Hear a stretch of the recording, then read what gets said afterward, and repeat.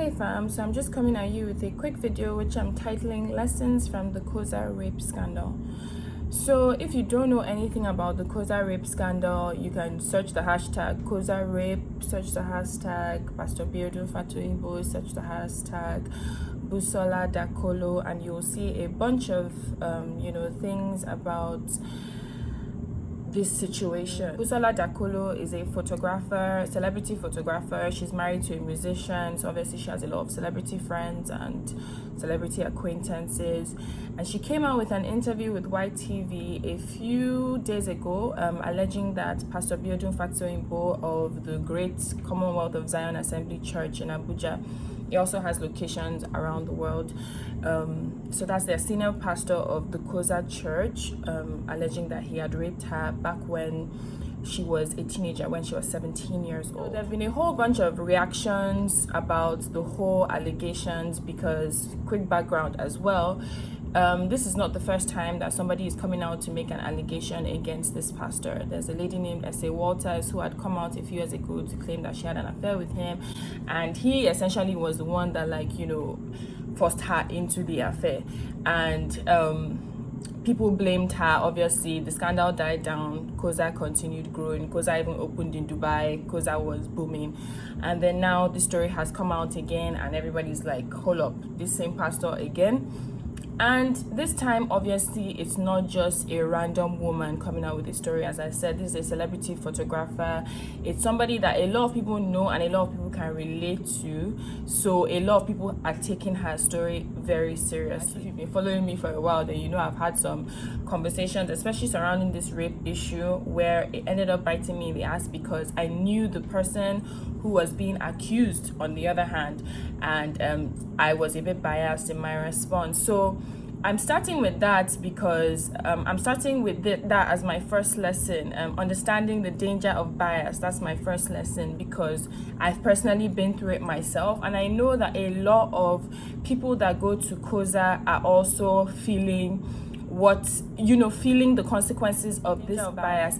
If you're biased, I've learned the hard way, if you're biased, please just keep quiet and wait until there have been thorough investigations done, because you cannot vouch for anybody that is not yourself, really and truly. So the danger of bias, I can't stress it enough. I've felt the backlash.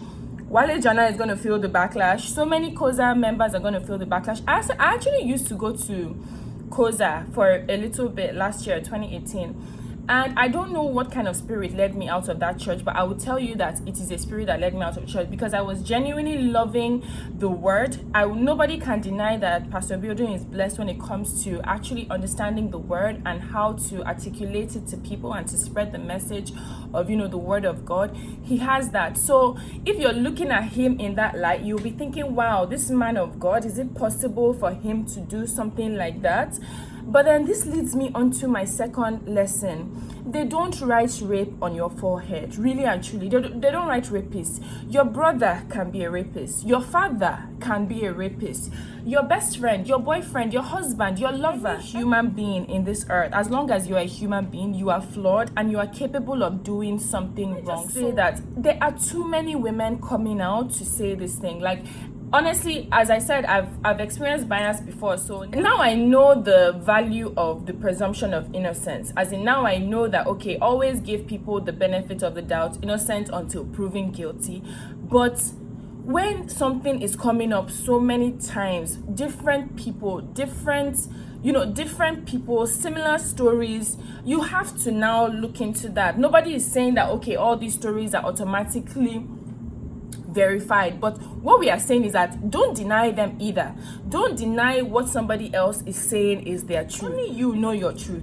You cannot even say your pastor's truth, your sister's truth, your brother's truth. You cannot tell anybody what their truth is. I think you need to understand that. My third lesson that I think people need to be cautious about: everybody is entitled to their truth, and that is why the law now comes to check and weigh whose truth really makes much sense, whose truth really adds up. The thing I've been seeing a lot of is that, she was a loose woman, she had a child with Timi Dakolo out of wedlock and all of that.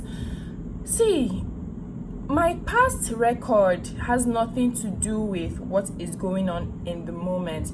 The whole thing about rape is consent. And even during the whole Abuja rape scandal, Okon came out with this, skit about how prostitutes cannot be raped. Is this same conversation that we need to continue? As long as I have not given you approval to enter, you cannot enter. I think I even need to bring out the law on this stuff. Let me bring out the law. The current law on rape is gotten from Section 1 of the Violence Against Persons Prohibition Act 2015. A person commits the offense of rape if A, he or she intentionally penetrates the vagina, anus, or mouth of another person with any other part of his or her body or anything else. B, the other person does not consent to the penetration. Or C, the consent is obtained by force or means of threat or intimidation or any kind of fear or harm, or by means of false or fraudulent representation as to the nature of the act or the use of any substance or additive capable of taking away the will of such person, or in the case of a married person, by impersonating his or her spouse. Section 2, a person convicted of an offense is liable to imprisonment for life. So now, to break down this law for you, first element of the law is penetration, intentional penetration. Second thing is that there was no consent.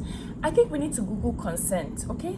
Because this is almost like an English lesson, because when you read the comments on this thing, it's like people really don't even understand the basic ingredients of rape. When you Google what is consent, it says permission for something to happen or an agreement to do something. Going back to this whole her whole loose nature or whatever, the point is, did she give consent in the moment? If she did not, then sorry, you have raped her. Like, it's just that simple. Like, it's like, okay, you use my ATM to order pizza. Every time you ask me, I always say yes. So you now go ahead and use my ATM without asking me, did you steal or you didn't steal? Because even if I'm loose with my money and I will say yes to you every time, in that moment that you took my card without asking me, did you steal? Yes, you did. So a lot of people are also saying this thing about how she was quiet, that maybe he didn't know that she didn't want. No, silence is not acquiescence, as in not in every situation at least. Another thing that people are also saying is that the story is illogical. How will he rape her in her father's house? That how will blood be dropping? She's doing this as a publicity stunt. No. That one I can't even like you don't like you can. If people rape people in any kind of situation, do you know how long it takes for some people to have sex? Some people can have sex in 1 minute. Like he can have entered once and that was rape. So the time frame, I can't even understand that whole illogical statement. Another thing I was seeing is that, oh, why is she coming out now to say that it happened, that she should move on and focus on her marriage?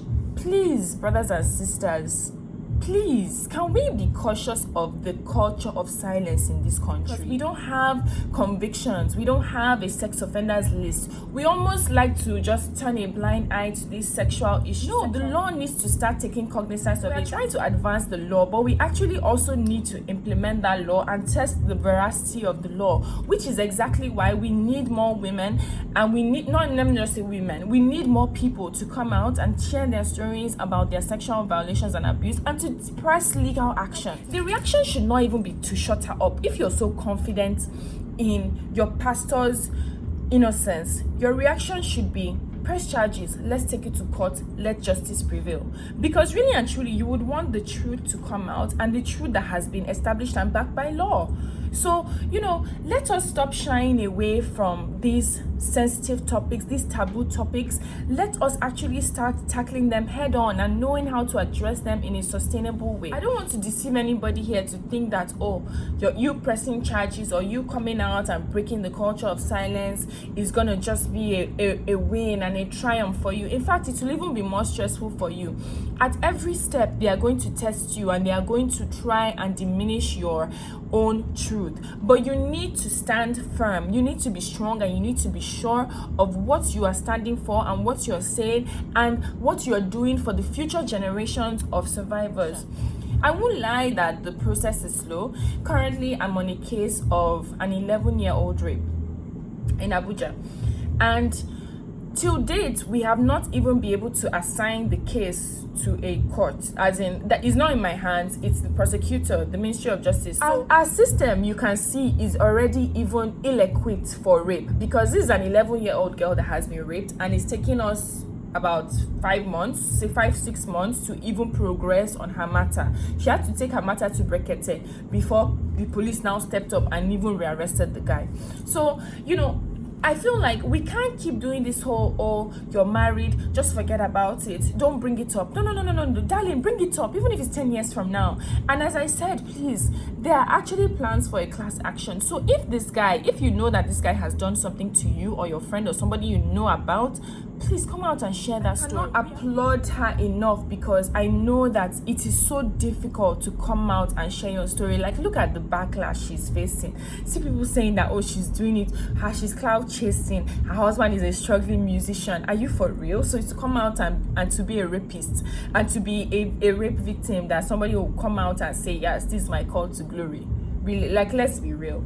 But I just hope that ladies are encouraged by, the reaction to the reaction. Does that make sense? Like, the backlash that Wale Jana faced, even the backlash I faced when I said, let's focus on the presumption of innocence, is proof that the culture is changing. Actually, we don't even condone rape anymore. So please be encouraged, and please come out and share your story.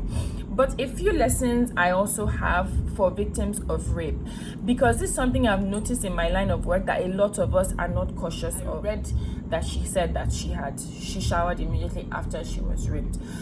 That is wrong. You need to secure the evidence. That's one thing I want to tell you now, okay?